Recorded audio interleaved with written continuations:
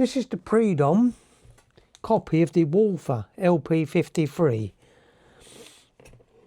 It's got metal sights, adjustable up and down and left and right. But to take it apart, you have to unscrew this bottom. But you've got to be careful because this is under a lot of pressure. So if you put a towel round it when you're unscrewing it, or when you get near the end, keep it pressed in, because it will kick out quite a bit.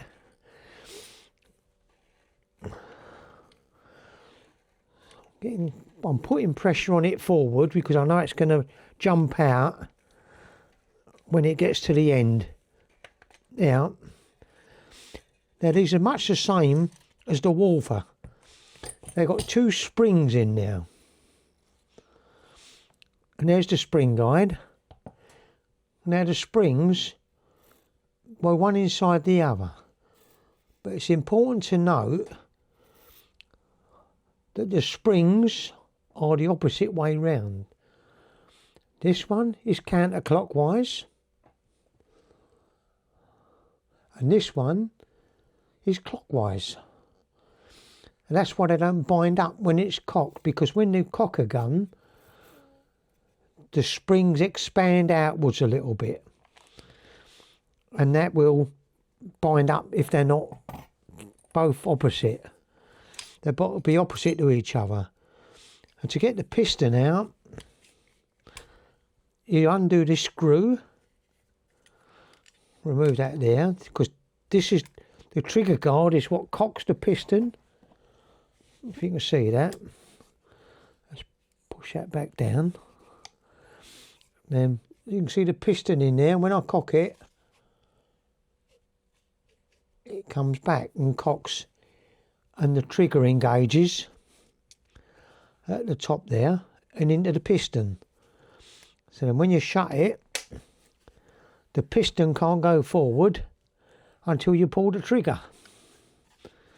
So I pull the trigger and push that down, and the piston goes forward.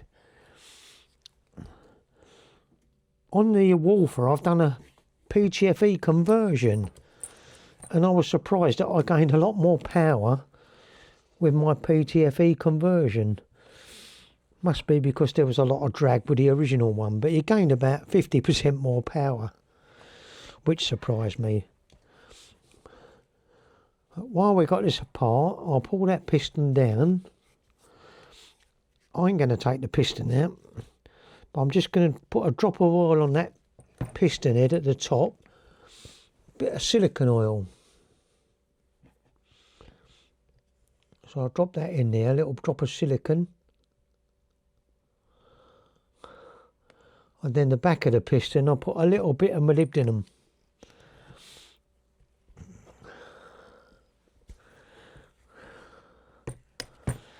Let that soak in a little bit. And I'll get some molly and lubricate the piston. I'll push it back down the front after pulling the trigger.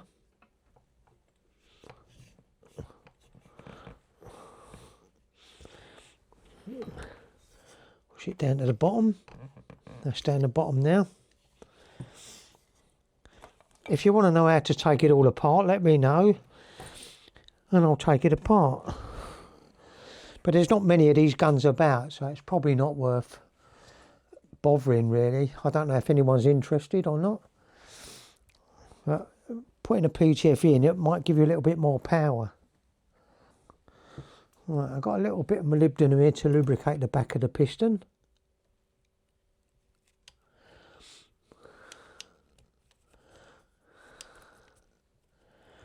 And then I'll put a little bit on the spring. Do the inner one first. Just give it a light coating and wipe it on and wipe it off. Spread it around.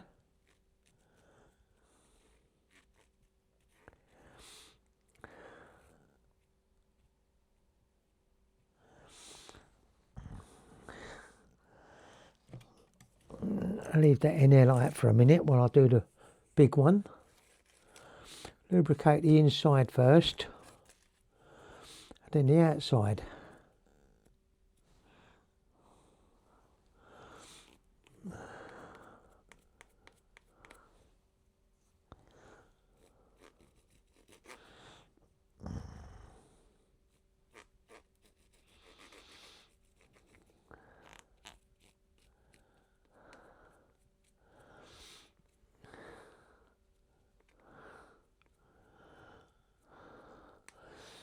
Can use a bigger brush than this, but I like this small one because it goes inside and I can lubricate all the inside as well as the outside. That's it, it's got a light coat in there, molybdenum.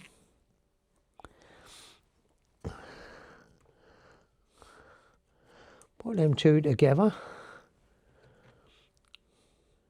A little bit on my finger there, I'll put that on the spring guide. Like that. Now we've got to squash it together. And before we do, we'll put that plate back.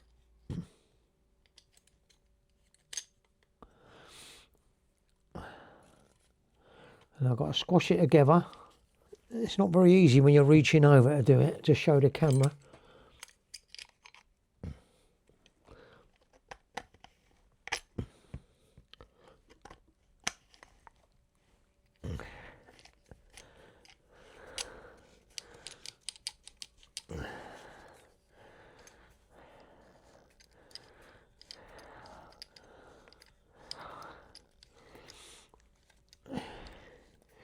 These are only low power usually, so you're not going to get a lot of power out of it. But we'll try it on a bit of wood, soft wood. But be prepared because it probably will bounce back.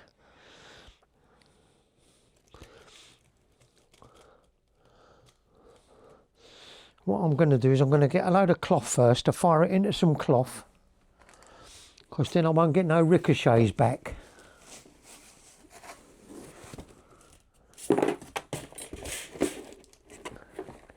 There's a load of cloth there. That'll stop them surprisingly well, especially as it's only low power. Right, so you cock it by pulling the barrel down.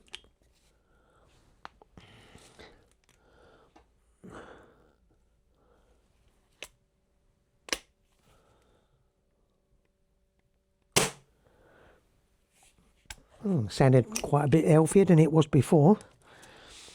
Try it again.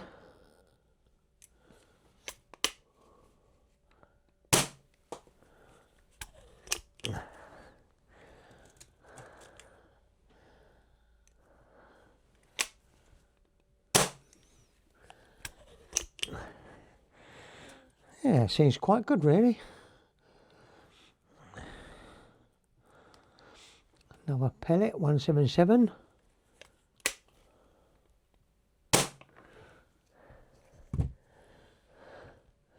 You can see it's not bending them up much in the cloth.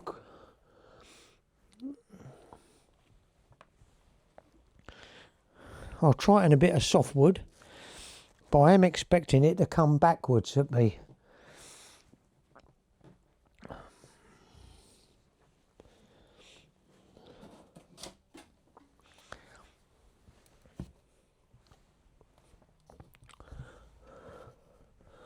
Well, I've got safety glasses on.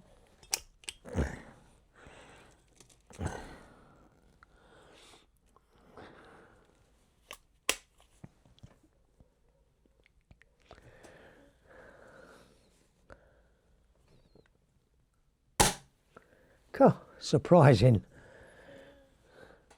It's actually stuck in that wood. That did surprise me. That's good.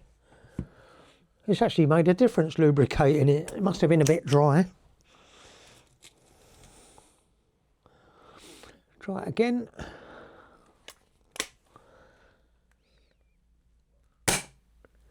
Now that one bounced back, but you can see it's bending it up quite a bit, because you've only got a small piston in there and it's only got a short travel, like from here to there.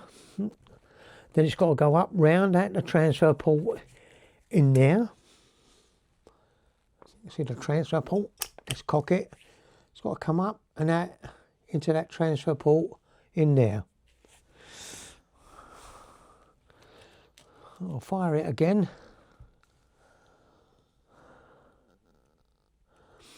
And I'll probably change this breech seal to one of mine, because the old leather ones are not that much good. I think it's getting harder to the right, so I'll try it to the left. There's a lot of muck coming out of that.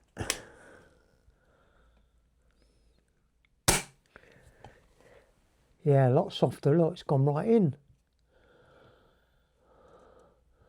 Oh, that's why, because the centre of the grain is there. It's picking up quite well. It's going good.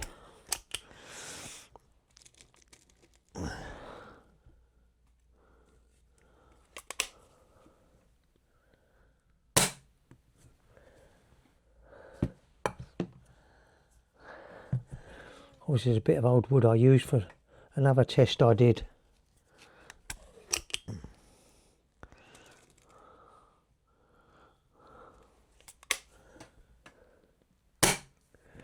Yeah, it's a bit softer near the middle of that there. That's it, the Predom. It's called a Predom Luznik. And it's a copy of a Walther LP53. They say these are worth more money for collectors because they didn't make so many of them. But I think I'd sooner have a Walther, although these are quite nice. They do work quite well. But they've got a different washer fitting to the Walther LP53. I've actually got a few new springs for these if anyone gets stuck, because you've got to buy the two, one inside the other. They're quite expensive though. But anyway, that's the Predom Luznik.